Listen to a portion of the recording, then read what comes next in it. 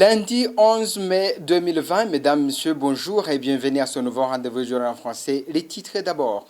Le gouvernement du Burundi trouve un prétexte pour empêcher le déploiement des observateurs de la région de l'Afrique de l'Est. Ils devront passer au moins 2 semaines en quarantaine pour terminer ces jours après les élections. Un processus qui va finalement se dérouler à huis clos. Certaines autorités du pays prêchent la haine au grand jour en présence des hautes autorités. Ça s'inquiétait cependant Pierre Nkurunziza, le chef de l'État, met en garde de ceux qui peuvent perturber les élections. Une opinion s'oppose à la question de savoir à qui il parle. Vous aurez quelques exemples à de ces discours de haine dans ce journal. Les militaires qui périssent dans les combats avec les mouvements armés à la République démocratique du Congo sont souvent déclarés déserteurs de l'armée burundaise pour échapper aux indemnités et surtout pour cacher son entrée en RDC. Voilà pour les titres de ce journal. Le développement, c'est dans un instant.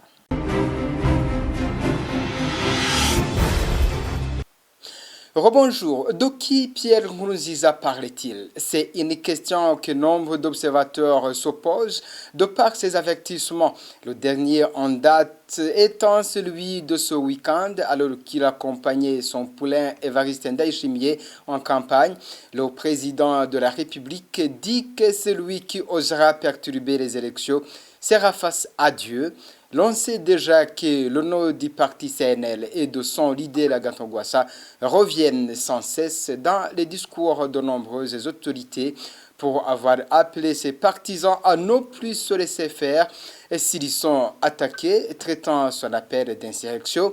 Mais d'autres discours en soutien au pouvoir en place, plus explicites et pour le moins haineux et divisionnistes, se tiennent par des personnes pourtant souvent identifiables sans que ni Pierre Nkurunziza ni aucune autre autorité s'en inquiète. Un petit tour d'horizon avec Franck Kazé. Le discours de Pierre Nkurunziza semble évoluer. Une semaine après avoir demandé à la justice de juger en flagrance les perturbateurs du processus électoral, le chef de l'État s'en remet aujourd'hui à Dieu. Parce que pour lui, il s'agit d'élection de Dieu.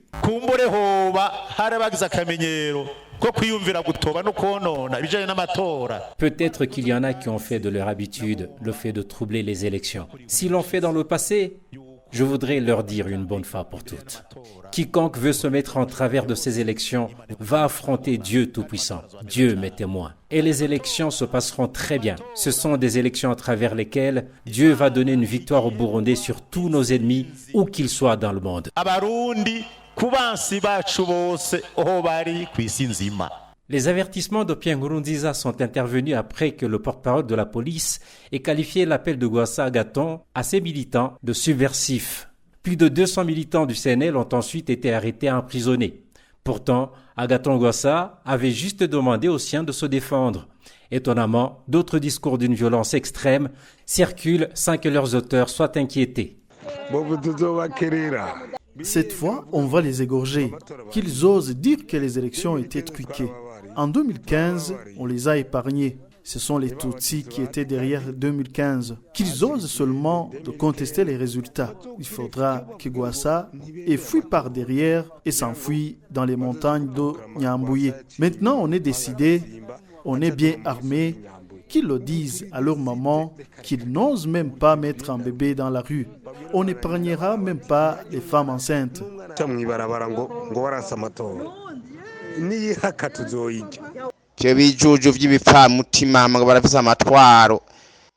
Ces idiots sans cœur qui prétendent avoir le pouvoir, ces complices de chiens qui les crèvent. Ce qu'on a vécu, le calvaire que nous avons enduré dans le maquis, à bouffer des fruits de forêt et des pousses de bambou, des crapauds, des feuilles de manioc sans sel, à souffrir du corps. Et ces imbéciles de chiens, qui vont-ils diriger? Nous avons même de la chance, il a mal négocié. Jusqu'aujourd'hui, il n'a même pas un colonel, pas de major, même pas un général. Si vous le voulez, allez donc lui donner ses voix et on verra où il trouvera le pays qu'il dirigera et qui va le lui donner. Devant qui va-t-il prêter serment? Qui va lui donner le pays? Imbécile. iyo azoba yagikuye n'uzokimuha wari we azorahira imbere zande agihabwe nande mwamihimbira imwe. We paripeutu urazi carico? Est-ce que toi, tu sais ce que c'est le Paripeutu? Tu connais la déontologie du Paripeutu?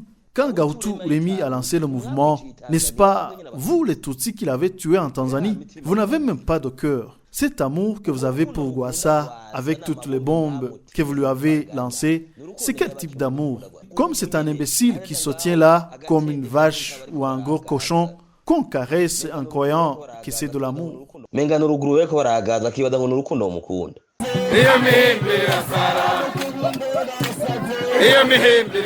Ces imbéciles sont fous.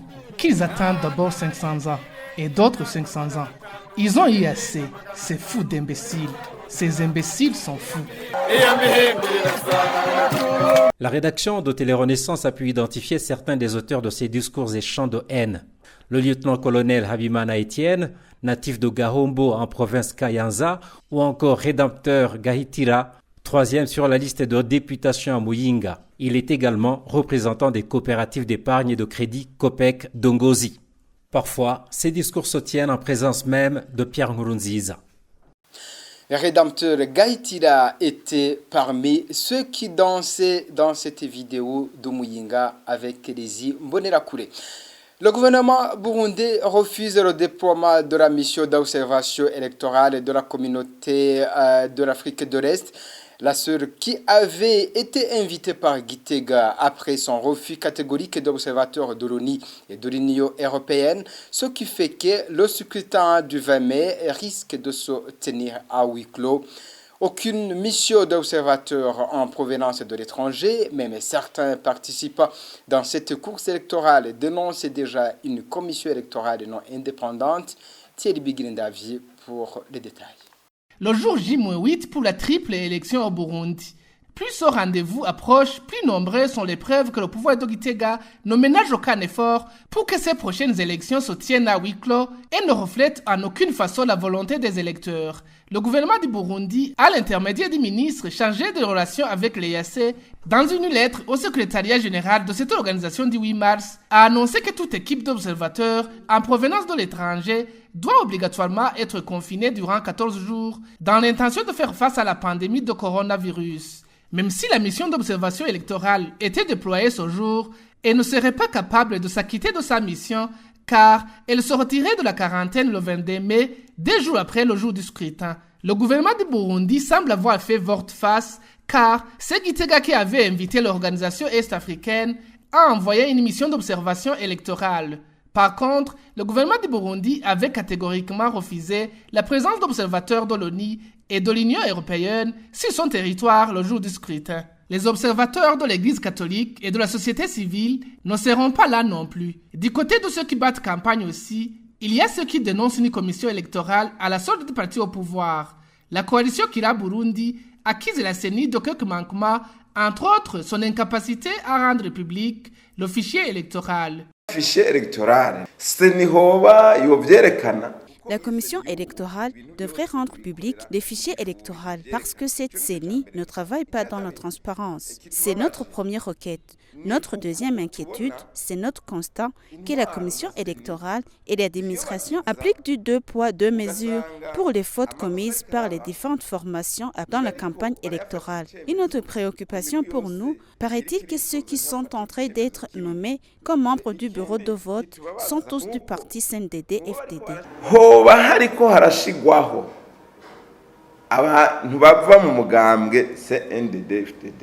Depuis le début de cette campagne électorale, plus de 200 militants du principal parti de l'opposition CNL ont déjà été emprisonnés. Un autre a été tué. Mais à chaque fois qu'il y a des affrontements entre la jeunesse du parti au pouvoir et les militants du parti CNL, que ce soit la police, la justice ou l'administration, accusent les militants du CNL d'être responsables de ces violences. Parmi ceux qui sont en prison aujourd'hui, ceux qui se trouvent sur les listes électorales du parti CNL ont été particulièrement visés. Merci à Thierry Bigirendavie. Le gouvernement de Burundi, au lieu d'acheter des motopompes pour arroser les champs dans certaines communes montagneuses des provinces du nord du pays où la population meurt toujours de faim, le gouvernement se préoccupe à acheter des voitures de luxe pour les dirigeants du pays. Ce sont les critiques de Francis Siruhilo, le candidat indépendant aux élections présidentielles. Selon lui, acheter ces motopompes, la famine et la pauvreté pourraient diminuer dans ces provinces. Francis Siruhilo appelle à la population d'élire ceux qui ont des projets de développement du pays. Mu Kirundo n'ikigega c'iki gihugu mu vyerekeye imfungurwa z'ibiharage canke z'amasaka eka mbere n'isoya bashoboye kuyitera. La province de Kirundo est la province de stockage des aliments tels que les haricots, le sorgho ou bien le soja s'il est bien cultivé. Dans cette province, il y a presque 6 lacs. Ce qu'on remarque dans notre pays, le gouvernement achète des voitures de luxe en oubliant d'acheter le motopompe qui sert à faire monter l'eau dans des montagnes. Une seule voiture de luxe que le gouvernement achète peut acheter 10 à 15 pompes. Acheter ces pompes et les distribuer dans la commune telle que Busoni, Bwambarangwe, ce serait un bon geste pour notre pays. Mais personne ne pense pas à ça. Personne ne s'intéresse pas à ça parmi les décideurs de ce pays. Ils sont fiers d'y aller pour distribuer seulement des drapeaux du parti en leur disant que tout est fini alors que les gens meurent toujours de faim, ce que je dénonce souvent. N'ayez pas peur de ces drapeaux et ces casquettes des partis. Les plus grands stades de ce pays, comme Stade Prince Louis Gwagasore ou bien le stade de Makamba, s'il est plein de gens, le nombre de personnes s'il est plein ne dépasse pas 12 000, c'est-à-dire 0,22% des personnes qui vont élire. Les gens qui vont voter dans ce pays, c'est 5 130 000 seulement. Donc, ça signifie que ceux qui portent des casquettes des partis, ils ne sont même pas au nombre de 50%. Les personnes qui portent des casquettes des partis sont peu nombreuses dans ce pays. Donc, les Burundais qui n'ont pas des uniformes des partis politiques et les casquettes des partis sont plus nombreux dans ce pays. Mais ceux qui portent des uniformes des partis, ils sont déjà nous montrer que nous sommes obligés de s'agenouiller et de nous taire devant eux. Mugabo abazambaye bamaze kutwereka yuko umengo nitupfukame nitunume nibo benshi. Politique toujours, le parti MSD n'accepte pas les élections en cours de préparation au Burundi. Alexis Sinduhije, président du parti MSD, dit que ce sont des élections que le CNDD-FDD a organisées pour rester au pouvoir plus de 30 ans.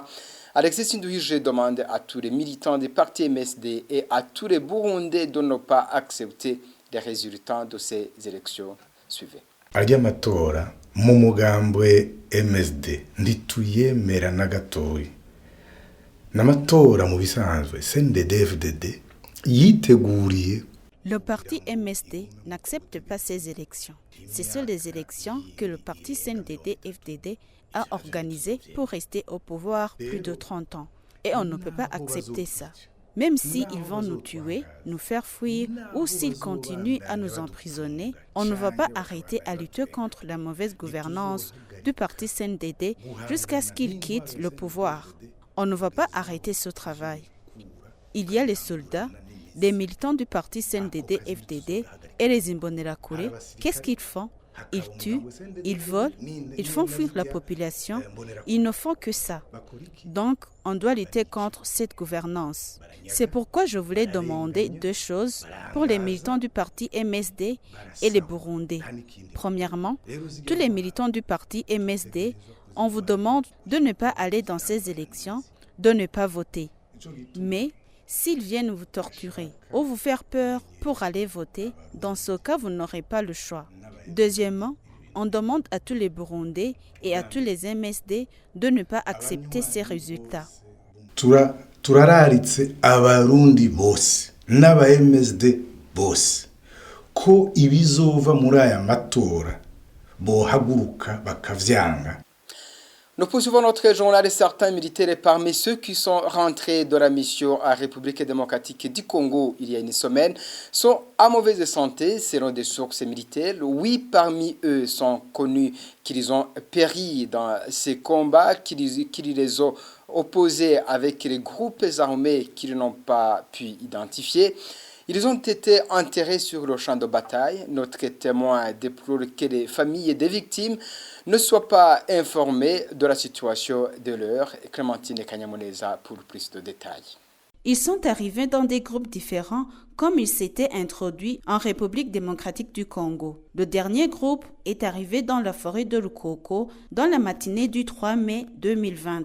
Une bonne partie est campée à la ferme de Rukoko. D'autres ont été accueillis dans les camps de Chibitoki et Gatumba. Selon nos sources, certains d'eux sont dans un état critique à cause de longues distances qu'ils ont parcourues au retour. Il est précise que 8 parmi eux sont morts lors de l'affrontement avec le groupe armé qui n'ont pas été identifiés. Il est arrivé la première équipe des militaires qui étaient encore en forme, mais parmi eux, on y trouvait d'autres qui étaient en mauvaise santé. Certains ont encore des pieds gonflés. Nous avons perdu 8 militaires. Les 8 morts sont d'un groupe parmi d'autres groupes qui ont été formés. On ignore les pertes pour d'autres. L'armée burundaise n'a pas encore fait une communication officielle pour les familles des victimes, mais notre source se rappelle de ceux qui ont été déclarés déserteurs vers fin de l'année passée pour avoir péri dans les affrontements avec le mouvement armé en RDC et craint que ceux-ci puissent connaître le même sort. Les familles demandent toujours où sont les leurs sans réponse. Mais par après, l'armée va faire comme avant. Ils risquent d'être déclarés parmi les déserteurs de l'armée. Ces sources confirment la participation des membres de la milice Imbonerakure qui portent le même tenue de l'armée burundaise. Selon d'autres sources militaires, ces Imbonerakure sont payés dans 2 tranches. Avant d'aller en RDC, ils reçoivent 50 000 francs bouts qu'ils laissent à leur famille. De retour, ils reçoivent encore 50 000. Pour rappel, ils ont quitté le sol congolais après une menace d'autorisation congolaise qui devrait vider les lieux dans 48 heures. Le deadline qui a été respecté. La mission était de détruire le mouvement rebelle burundais qui vivait à l'est de la RDC, qui se préparait pour attaquer le pays selon des sources militaires. Nous n'avons pas pu rejoindre le porte-parole de l'armée pour confirmer ou infirmer ces informations. Droits de l'homme et les 4 reporters du journal Iwachu ont comparu ce mercredi devant le juge de la cour d'appel de Nahangwa en itinérance dans la province de Bubanza. Le procès de nos collègues a été mis en délibéré. Le verdict sera prononcé dans 30 jours. Ils ont comparu au 198e jour d'incarcération. Aujourd'hui, ils font 203 d'incarcération. Ils ont été condamnés le 30 janvier de 2 ans et demi de prison et d'une amende d'un million chacun par le tribunal de grande instance de Bubanza.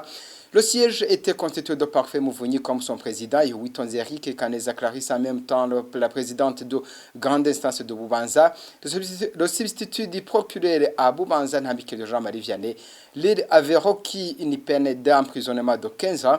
Pour rappel, ils ont été arrêtés le 22 octobre dernier à Bubanza. Ils se rendaient en commune de Musigati pour un reportage sur les affrontements qui opposaient des rebelles et les forces de l'ordre. Christine Kamikaze et Agnès Ndirubusa, Terence Mozenze et Gide Harerimana sont accusés de tentative d'atteinte à la sécurité intérieure de l'État. Je mets en point final ce journal. Merci de l'avoir suivi. Au prochain rendez-vous.